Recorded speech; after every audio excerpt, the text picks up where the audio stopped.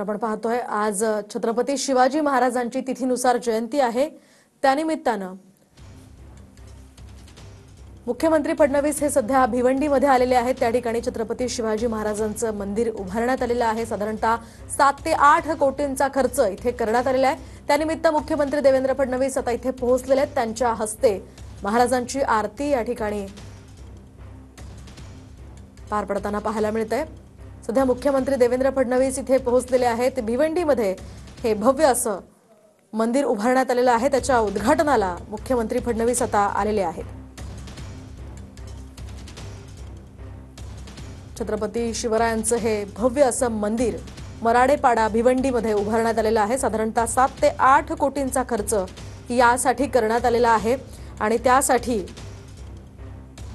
मुख्यमंत्री देवेंद्र फडणवीस इथे दाखल झालेले आहेत। त्यांच्या हस्ते इथे आरती होताना आपण सध्या ही दृश्य पाहतोय। मंदिराची अतिशय भव्य आणि सुंदर असं हे मंदिर TV9 मराठीच्या माध्यमातून आपण पाहू शकतोय।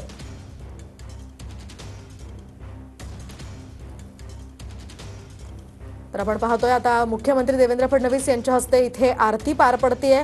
एकूणच त्यांच्या हस्ते या मंदिराचं उद्घाटन आज खरं तर होणार आहे आणि त्यासाठी मुख्यमंत्री देवेंद्र फडणवीस इथे पोहोचलेले आहेत। तर विश्ववंद्य छत्रपती शिवाजी महाराज यांचं पहिलंच भव्य आकारातलं हे मंदिर आहे।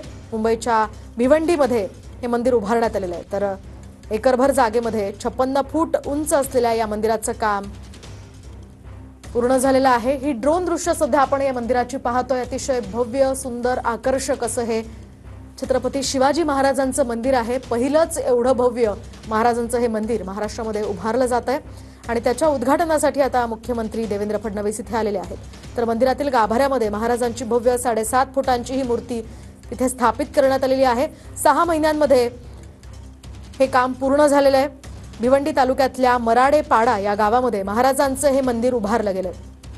शिवक्रांती प्रतिष्ठानचे अध्यक्ष राजू चौधरी यांनी ही संकल्पना पुढे आणली आणि ही प्रत्यक्षात संकल्पना उतरवली आहे। दरम्यान शिवक्रांती प्रतिष्ठानच्या सदस्यांनी आणि शिवप्रेमींनी मोठी मदत सुद्धा या मंदिरासाठी केली आहे। साधारणतः 7 ते 8 कोटींचा खर्च यासाठी आल्याचं बोललं जातं। ट्रस्टच्या माध्यमातून या मंदिराची उभारणी करण्यात आलेली आहे।